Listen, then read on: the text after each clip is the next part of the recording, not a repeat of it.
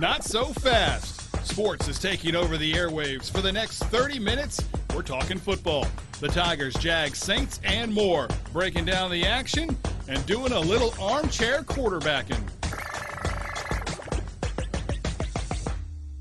Hey, welcome into the Sports Takeover. Matt Moscona of After Further Review, ESPN Radio. Shea, Dixon of On 3, the Bengal Tiger, giving you all your recruiting news that you need to know. And Michael Cauble here, taking you through a half hour of LSU sports talk this week. We're going to keep it simple. Even though the Saints did win, we're not going to get to them this week. We don't want to get too far ahead of ourselves. Yeah, that's true. Best kept secret in Baton Rouge. Well, let's talk a little Tiger football. And, of course, this week we're talking about the job, right? LSU doing a job against UAB, coming out, taking care of business, and really taking down the Blazers in impressive fashion. The weather conditions certainly less than ideal. The crowd not exactly there either. I will salute anyone who showed up and sat in a seat, not a suite, for that ball game, because they deserve a lot of props, because it was gross, cold, wet, nasty, but the play on the field looked pretty good. LSU really aggressive on offense out of the gate. 3 straight passes, kind of setting the tone, making sure to get that offense, Jaden Daniels, back in rhythm. The defense, special teams did have some issues. They cleaned up most of them. But, guys, your thoughts on the UAB game? Brian Kelly said winning is a habit. And sometimes you got to win when the weather's not ideal and the crowd's not there and you're playing an opponent that's got the nation's leading rusher, and you got to go play well. And LSU did. They were not in any way moved by any of those circumstances. Brian Kelly said you got to play a faceless opponent, and LSU did that and was impressive. Shea, Matt mentioned the job that the Blazers do running the game. LSU holding them to 200 yards under their average on the season.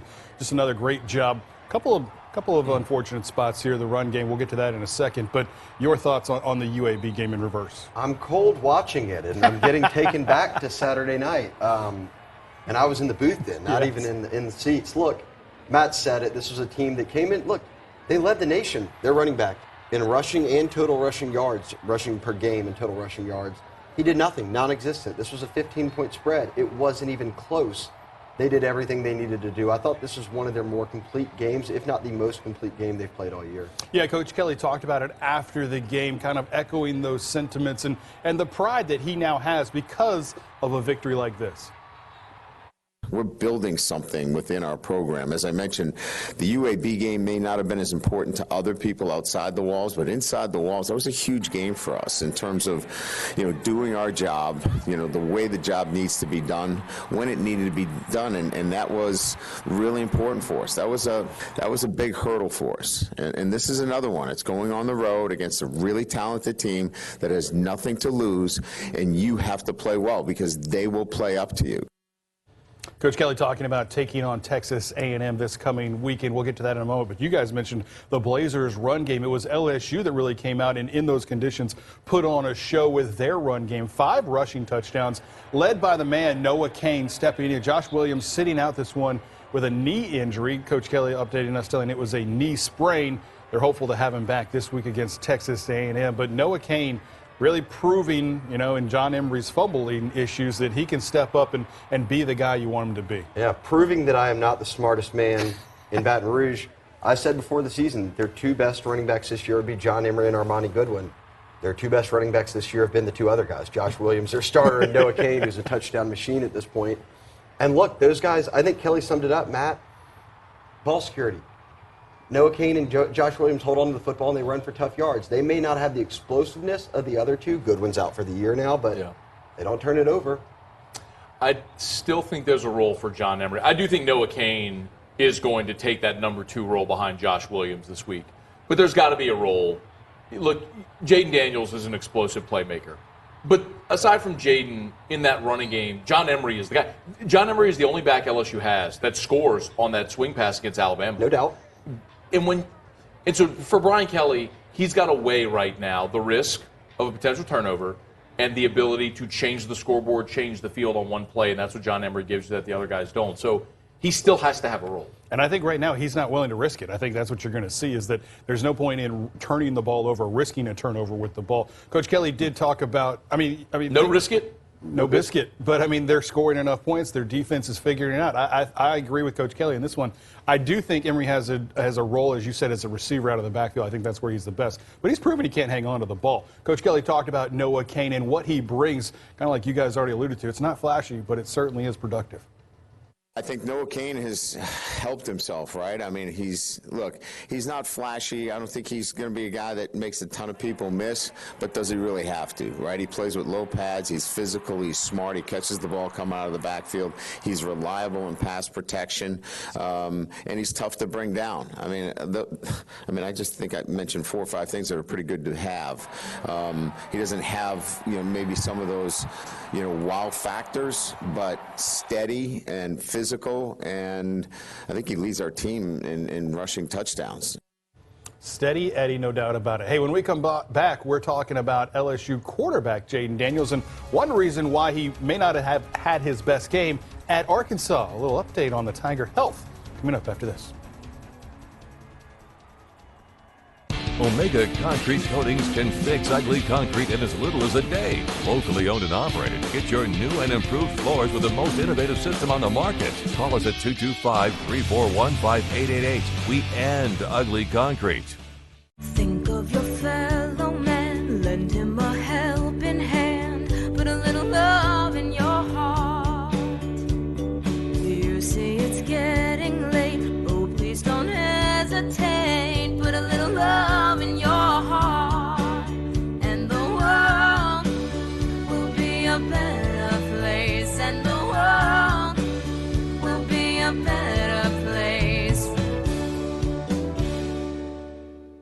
These days, it's hard to sell that old car, boat, or RV. Save yourself the hassle and get a tax break as well. Donate your car or boat to St. Vincent de Paul and help a charity that's been helping Baton Rouge for over 150 years. Now more than ever, St. Vincent de Paul needs your help. After decades of duplicating, we're going digital, providing our customers with the latest technology and exceptional customer service. Before, years ago, we just simply used a copy machine to copy, but now we're able to copy and print and scan and email, and that just with one machine, that makes everything easier. Not only do they sell the product and guarantee it, they back it up and they service that product. Call us now for all of your digital office products. BRDP, experience no one can copy. The winning play is the Buy Here, Sell Here event at the Team Automotive Group. Buy here and save on hundreds of certified and pre-owned vehicles. Or sell here and we'll pay you top value. Buy here or sell here and you'll be the winner at every location of the Team Automotive Group.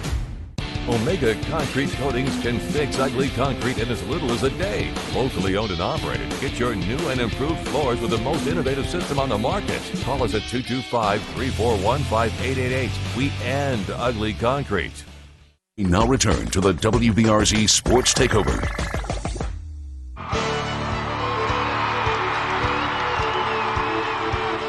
Rain is steady once again here at Tiger Stadium on 1st and 10. Daniels again all day in the pocket.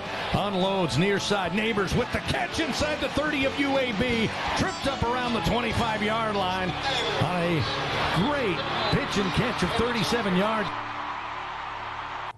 Malik Neighbors, Dre Jenkins doing a job, and Garth Brooks and Chris Blair. No Kayshon Boutte this week against UAB. Maybe he'll be back against Texas A&M. One guy that was back and playing better than he had previously in the previous week was quarterback Jayden Daniels. You just saw him there dropping a dime to Malik Neighbors, and I think Jayden had a nice bounce-back game. It was interesting to me how long they played him in the ball game. I thought for sure he'd be out at the third. I saw you tweeting like I was tweeting, get him out, you've done enough, but they kept him in there. Well, the problem was UAB started taking cheap shots. He got hit 3 times out of bounds. Like, one of the hits to the head he took was from former LSU linebacker Tyler Taylor.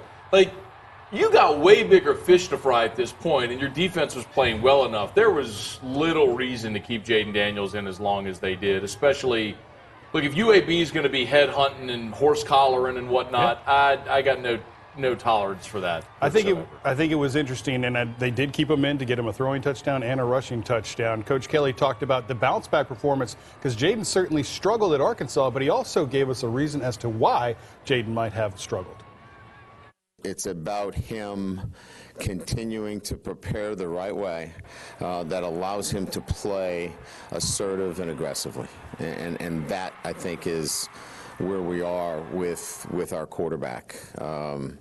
I felt really good. I know he felt good about his preparation. He'll need to do that again this week.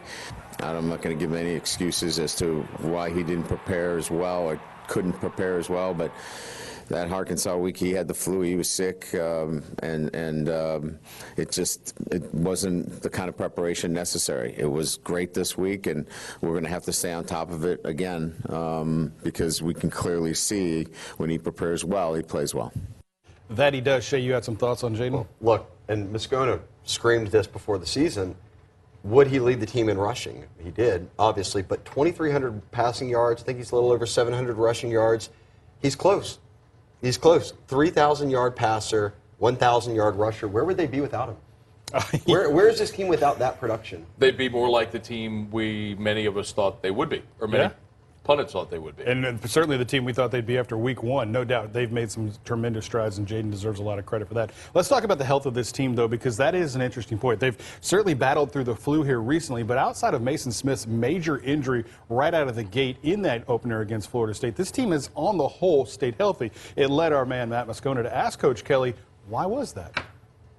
It's that whole team working together on a day-to-day basis. It's educating them and making sure that our players understand that if you want to be better in November, you better have a comprehensive plan that takes 365 days into account. So January and February and March, you're not out doing crazy things. And what I mean by crazy things, that you're overtraining. And I think it's how you practice, making sure that your players take care of themselves. I can tell you that in our spring, we didn't know how to practice, and we learned how to practice the right way.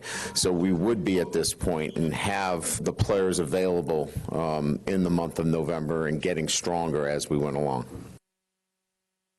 Guys, I kind of laughed when Coach Kelly at Media Days talked about we want to play for November. We want to, I'm like, come on, bro. Like, you got to get this roster ready. And damn, he's not right. Did you hear your guy there say that in the spring this team didn't know how to practice? You want to talk about a dude that is so meticulous in everything he does, every detail, when in the spring he's thinking about being ready to play in November?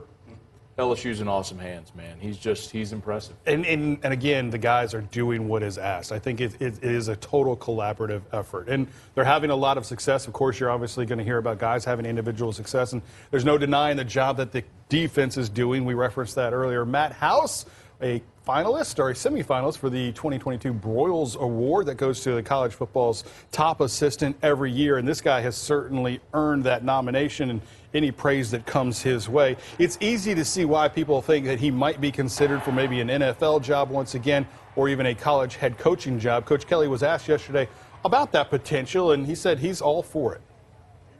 If Matt House gets an opportunity where he thinks he's, going to be better for it, I will help him in any way possible. I think that's part of this profession. He's done an outstanding job. I don't know that Matt House came here to be, the defensive coordinator for a year. He's going to have to run through his family and his wife. I think they like it here, but that's up to Matt. But I would never be in the way of any of our coaches if they have an opportunity to move on to be a head coach. I would fully support them. Exactly what you want to hear from the head coach talking about supporting his guys. And, that's what you want. You want talented coaches that other people want to take from you. Of course, you want to keep them if possible. Yeah, I don't think Matt House is going anywhere. I think that he wanted to get back into the college game for the teaching aspect of it. Go back and listen to his press conference when he got here.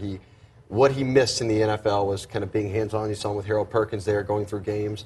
And you get paid a lot to be the LSU DC. He came back to college to be a college head coach. This is a better path. He'll get there, just not after year one. All right, when we come back, we're turning our attention to this weekend's game against the Texas A&M Aggies, a team that has struggled mightily, no doubt. Our friends at Home Bank are known for investing in and giving back to our community. That's why we are partnering to collect coats to Pat's Coats for Kids. As you know, Chris, the need to keep the kids of our area warm grows every year. We're here to help. You can stop by any of our 4 Baton Rouge locations to donate coats. Corporate, Bluebonnet, Sherwood Forest, and Long Farm Village. You can also help by donating online at WBRZ.com. Help keep a child warm this winter and we guarantee it will warm your heart. Honesty, integrity, attention to detail, and dedication. Lewis Mechanical Contractors has been providing top-quality plumbing services to Baton Rouge and the surrounding areas since 1960. Your peace of mind was their business then, and it is still now. Whatever you need, repair, installation, replacement, Lewis Mechanical is the area's trusted source for all plumbing jobs, big and small. Call 927-6520. That's 927-6520. Lewis Mechanical, keeping plumbing humming. Honest, trustworthy, and dependable. These are the characteristics Rice & Roofing upholds doing business in Baton Rouge. Unspotted storm damage is a scary roof issue. Severe weather, sudden roof leaks, unexpected damage. Who would have known the potential outcome? Hail damages your roof and wreaks long-term havoc. Bryson spotted the damage, helped us file a homeowner's insurance claim, and replaced our roof just for the cost of our insurance deductible. Get your free Rice & Roofing inspection just to be on the safe side. It's a little light of mine, I'm gonna let it shine. It's a little light of mine, I'm gonna let it shine. It's a little light of mine. Louisiana, it's time to put the paradise back in our sportsman's paradise. Visit letlouisianashine.org to keep Louisiana beautiful. Let it shine. We now return to the WBRZ Sports Takeover. This is their game, right? I mean, last one that they play this year against LSU, their rival, they'll play their absolute best against us, and we'll have to meet and exceed, our play. Look, they don't have the wins that they wanted, but all they need is one, and that's to beat LSU. All you need is one to get to 2-7. All right, we're off the rails. Hey. Yeah, I said it last night. There's a lot of Aggie jokes out there, but really this year is no joke for them. I mean, it is as bad can be. 1-7 in conference play, I think, is just woof. I mean, that's in. Yes. Vanderbilt has more conference wins than Texas A&M. I said, lucky for Jimbo Fisher, they're not playing Vanderbilt this year. They won't get a crack to beat them. But I mean, they are a bad football team. They're. It's not a fluke that they are what they are this year. The big misgiving with Texas A&M is that coming into this season, people overvalued a recruiting class, which is talented, made no mistake, but all of those freshmen coming in weren't going to all of a sudden make this team a national title contender. They were never worthy of being a preseason top 10 team. So because the expectations were so outsized, I think that's why you're seeing so much of the criticism. But even the biggest A&M critic didn't think 4-8. No. That they're what they're staring down the barrel here. Coach Kelly kind of alluded to why they're off the rails this year. It's a young football team. It's a very talented football team, but it's young. And so, you can see at times it is really scary. And then sometimes, there's a loss there of maybe some focus. But this is if they put it all together, it's not a team you want to be around when they put it all together. You can never let your circumstances define who you are. Now, doesn't mean you're content with them, you're happy with them, but how you go about your business in the daily process in which whether you're winning 11-0 or you're not having this season like we're not having right now at where we want to be. But your process of how you go about yourself and who you are as a person can't change, and it challenges you and it makes you, I think it'll make you stronger in the future. And hopefully you learn from it, but it's not fun when it's going on, I promise you that. I tell you guys, I think Jimbo has said that at least 3 times this year that I know of because I've heard him say it once before for sure. But they're a bad football team because they are playing young players. They are playing players that were not their starters. They're already through 3 quarterbacks, playing a freshman there, and their offensive line has been beat up and battered, no doubt about it. But there's also a culture problem that I think you're seeing get infused to there because there is a big discipline problem with the Aggies as well. You're seeing players being suspended and guys that they were counting on being suspended. I don't see this thing getting right, but Coach Kelly is right in that, they're going to give you their best shot if they have it in them. They're talented. I think too many people are overlooking. Jimbo hasn't been good since the post-Jamez years at Florida State, and he left that program in shambles.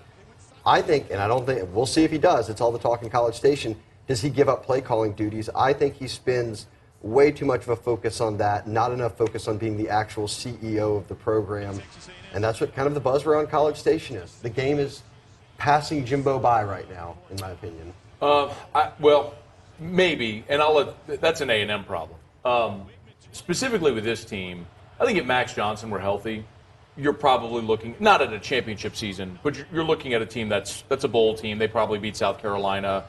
Some of their losses have been sort of perplexing. Being a bowl team and beating South Carolina isn't.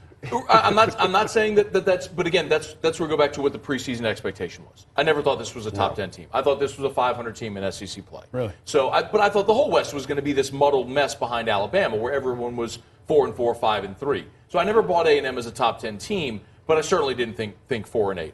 I do think that with some health, with some other circumstance, they're a team that's above 500, maybe an 8-4 type team, which has become the norm for A&M. I will say that Brian Kelly had a 4-8 season at Notre Dame in 2016. He had a 10-win season and a 4-8 season. And after that 4-8 season, he changed some things, and every year subsequent, they had double-digit wins and twice went to the playoff. You're right, Shea. This is the fulcrum moment for Jimbo. You're 4-8. Do you fix it, or do you keep going down this path? If you keep going down this path, he'll get fired next year. If we want to talk specific to the two teams, though, A&M's played a lot of close football games. So has LSU. I think Brian Kelly's talked a lot about this. LSU knows how to win this year. Yeah. Texas A&M doesn't. Yeah. They can finish. I mean, of course, you never see a ball get kicked off the top of the upright either. So, like, there are some things that have happened. I saw a snap this year for A&M that went off their knee, the quarterback's knee, and then was subsequently intercepted, which is very tough to do. That is hard to do. I don't know if we have that B-roll ready. But I don't have that fired up just yet. Do the physics actually work? Hey, let's take a look. And I think this is telling as well. This is the stat comparison between the two teams. But look at the points per game and the defensive scoring for Texas A&M. 0.4. Yeah. Yeah, a very thin margin of error Their right offense there. stinks. I mean, like, there's just not a lot of reasons why you think they're going to win if you're scoring 21 and giving up 21. And if you've seen Jimbo, watch him this weekend on the sidelines. He's got a sheet, a folder, a laminated card. Glasses down on the nose. I don't know.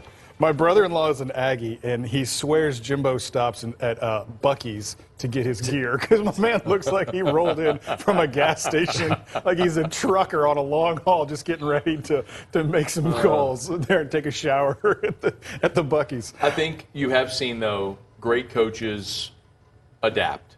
Bob Stoops at Oklahoma hired Lincoln Riley. Nick Saban hired Lane Kiffin.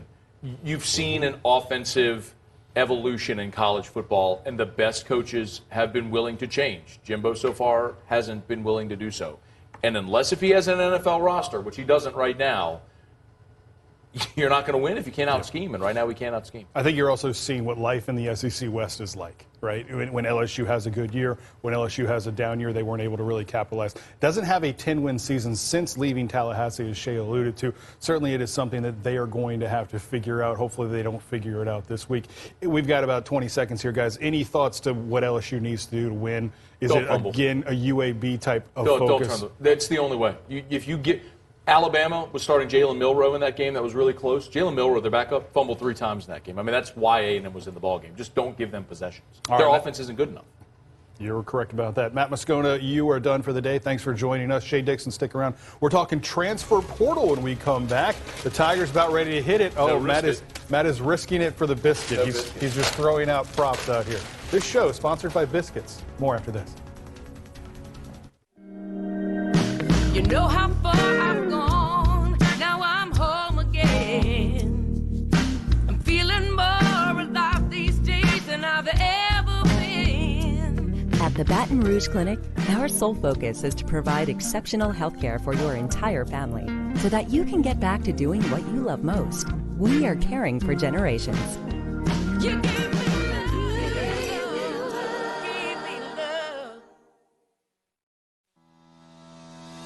At Neighbors Federal Credit Union, we're here to help our community. We're here to support the local students stepping into their futures. Here to assist in getting you on the right financial path. Neighbors is here to support the local charities that serve our community. And we're here for the local businesses that make our community thrive. At Neighbors Federal Credit Union, we're here for you.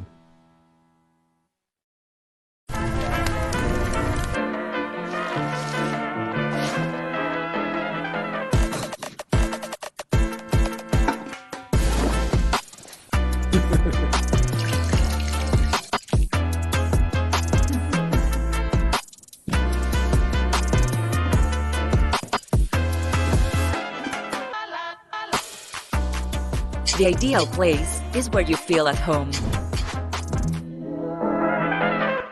Fresh off of a great conversation with Kathy Tolliver and Paul Rice, the father of Allie Rice. By the way, I encourage you to log on to the Facebook page for Live Like Allie to find out where you can get one of these great wristbands. On Friday night's show, we'll talk about the outcome of the runoff election and what that means for politics going forward. And we get you more into the holiday season talking about some safety tips. The Clay Young Show, Friday night, 7:30 p.m., Saturday, 2 and 2:30. Set your DVR.